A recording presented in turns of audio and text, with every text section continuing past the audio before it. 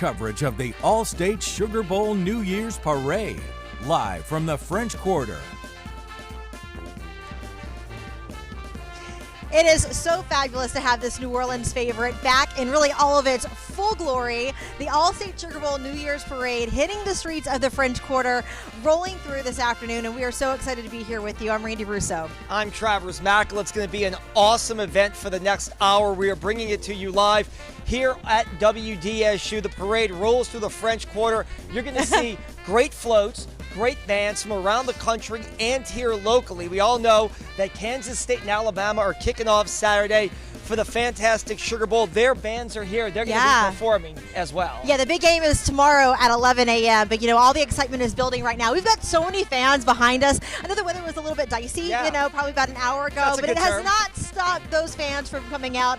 I am going to have to say, though, Kansas kind of showed up. They're out there in full force. You got a lot of purple out there. There is a lot of purple on the streets of New Orleans. It's not the LSU Tigers. We know they would have showed up, but Kansas State fans, despite all of the weather conditions and everything else going on, they are here in force. We know Alabama fans are here too, but I got to tell you, Randy's right. It is definitely a sea of purple here in the French Quarter. And it's really nice to actually see the crowds kind of back. I know the past couple of years with COVID, we've been pretty limited, so it's nice to see them here once again. And, of course, we've got team coverage for you here, right here on WDSU. That's right. Fletcher Mackel standing by live. Shay O'Connor, she is also live. Like we said, we're going to be up for an hour here, bringing you everything that the annual Sugar Bowl Parade has to offer. Mardi Gras, Randy, is not that far away, so this is kind of a warm-up, if you will. Oh, yeah, and we are ready for it. And, of course, this is just a sweet taste of what's to come tomorrow whenever those two teams take over the Superdome. And it's got a very sweet history right here in Louisiana.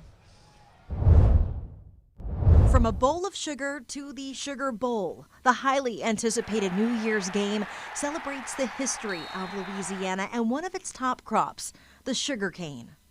The Sugar Bowl, along with the Orange and Sun Bowls, are the second oldest bowls in the U.S., just behind the Rose.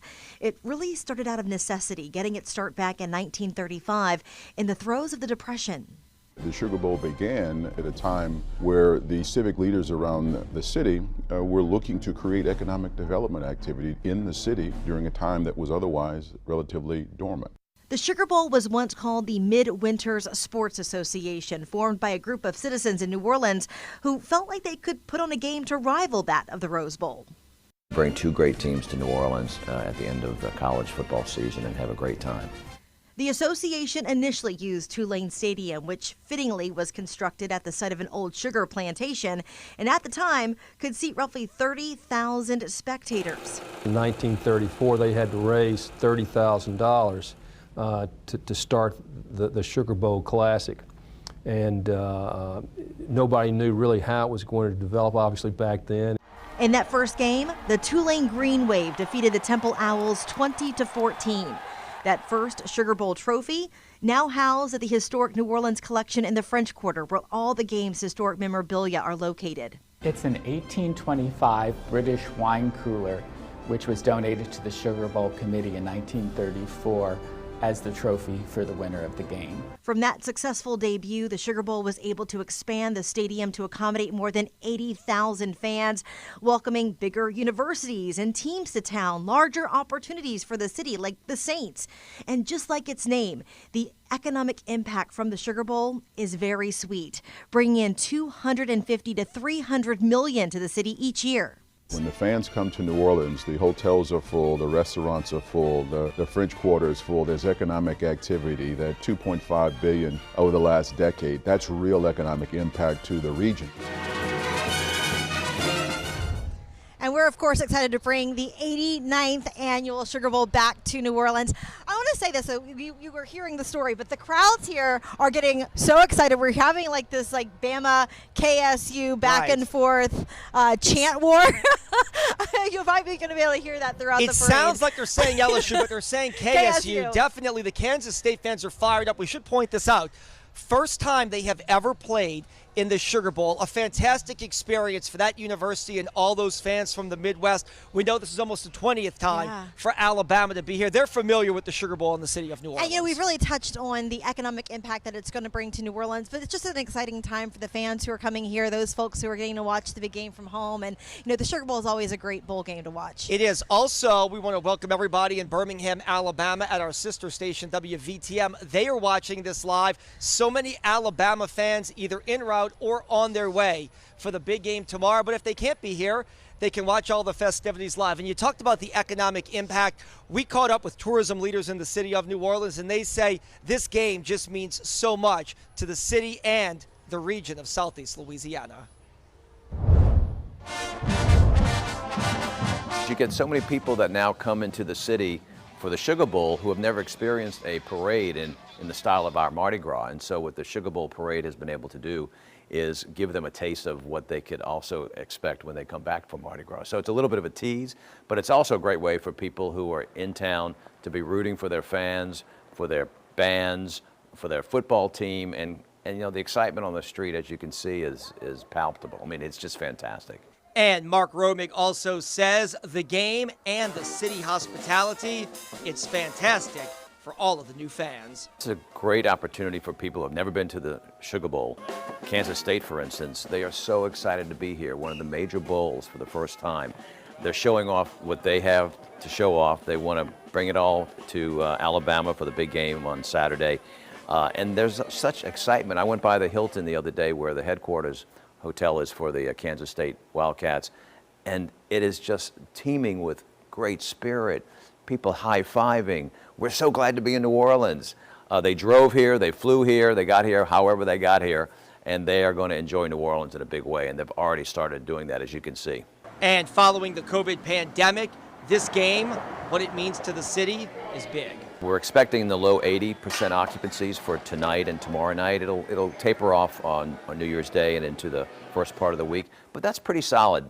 I'm saying that because there are still rooms available. If somebody wants to drive down here this afternoon or this evening and enjoy New Year's Eve in New Orleans, we have room for you. And the same thing, there are some tickets still available for the game. You can get that on website. But we expect a full house at the stadium once we get kickoff. As far as economic impact, this brings in a couple $100 million a year in economic impact spending and all of the ancillary spending that goes along with it. Retail, attractions, the hotels, the restaurants. It's a busy time for the year.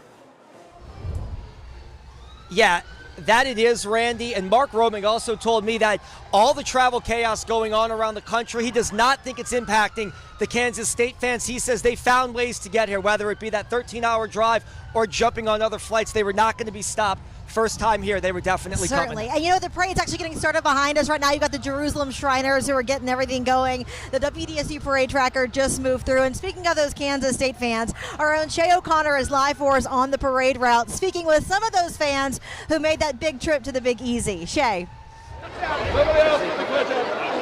Reggie, that's absolutely correct. Lots of excitement here along the parade route. We're actually here along Decatur Street, where I don't know if you can see. I mean, so much purple, so much red, people just enjoying themselves. A lot of people tell me that they're just happy that the rain sort of tapered off so that they could join in on all of the excitement. And where's my girl at, Megan? Megan, how are you doing? We are doing so fantastic. We drove all the way from Kansas City to be here tonight, and we are so excited for the Sugar Bowl in New Orleans. Woo! Megan, how many hours was that? How many hours? Girl, it was like 14 through the cold, rain. There was a lot of slush happening on the windshield, but we said we are dedicated K-State fans and we are not going to miss the Sugar Bowl. Had to come see the W. Tell me about what you're looking forward to most. Oh boy, I'm looking forward to the most Will Howard touchdowns, Deuce Vaughn breaking ankles and scoring touchdowns, and a K-State win. Also, just being surrounded by our K-State family. We have so many fans. There's so much purple here today. We're feeling so good about those Wildcats. Let's hear it. Woo! I don't know if y'all could hear all of that, but that meant excitement, okay? So I'm going to have much more from here along Decatur Street. Reporting live, Shay O'Connor, back to you guys. And you're speaking of Kansas State, you got the marching band right behind us, the pride of Wildcat Land, performing right behind us. Yeah, 400 members. Let's send it down to Fletcher Mackel. He is right in the middle of it, Fletcher. Kansas State excited to be here. I know the band is passing you by right now. You're right, Travers. We are here on Decatur Street. The band for Kansas State is putting on an unbelievable show right now. The Kansas State fans outnumber the Bama fans. I hate to say this, by about 10-1. They are super excited. I'm going to stop talking for just 1 second, and photojournalist Alvin Moore is going to show you the band. Well, let's just listen to him for just 1 second.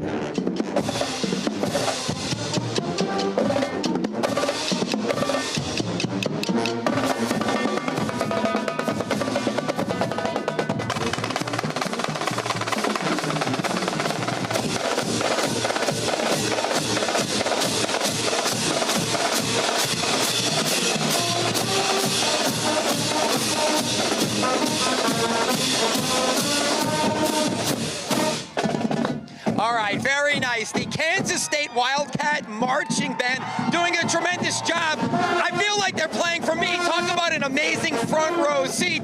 I'm going to stop talking again and we'll just listen to them because they're fantastic.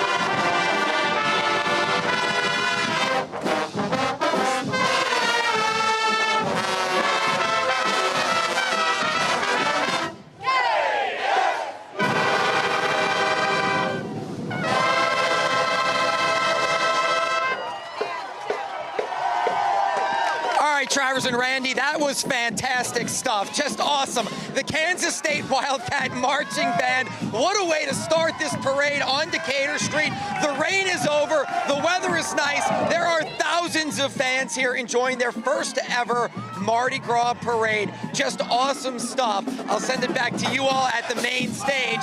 This is starting off in a fantastic way. The New Year's Eve Sugar Bowl parade. Not New Year's Eve yet, but still the Sugar Bowl parade. Well, yeah, you know, the reason why that they've won so many different awards, and they are hyped up. I loved watching them dance along with performing and doing their musical numbers. The dance teams were great. The flag team was great. Setting the bar pretty high as we get the Sugar Bowl parade underway right now. And you know what's so special about this event, and I say it's an event, Randy, it's so much bigger than football. Yes, the game is so important, but for these students and their fans to come here and participate in a parade like this, which, by the way, this parade keeps getting bigger and bigger. I'm going to correct Fletcher. I wouldn't call the weather nice. I would call it okay. It's getting better.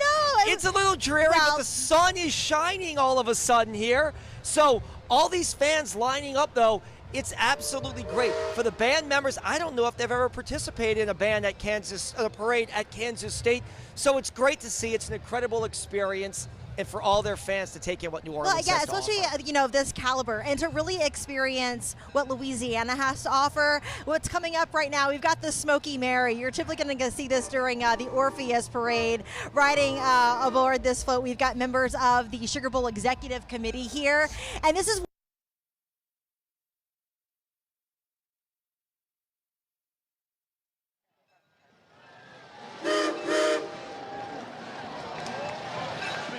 All right, this is one of the main floats here in the parade. You're looking at it right now. It's the Sugar Bowl Executive Committee in the huge float coming by right now. Just fantastic stuff.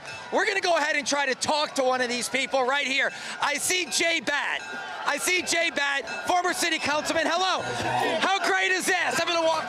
This is the best. Glad everybody's out here. I agree. How great is the Sugar Bowl for the city? Spectacular. It's the best thing going. Happy New Year to everybody.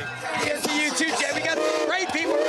Betsy Becker, former coach at Tulane University, former Sheriff Marlon Gusman. Yes, we've got some great people here, and we are now getting bombarded with all of the throws from the Sugar Bowl Executive Committee. I see Brian Capitelli, so many great people that make this event possible. The Sugar Bowl, such a fantastic event, and everyone loving this parade right now. We will have more of the Sugar Bowl parade coming up. We are just getting started, not only here on WDSU, but also on WVTM in Birmingham, Alabama. Stay with us, everyone. We'll be right back. You're watching WDSU News' coverage of the Allstate Sugar Bowl New Year's Parade. Brought to you by the Allstate Sugar Bowl, Kern Studios and Mardi Gras World, Children's Hospital New Orleans, and by French Market Coffee.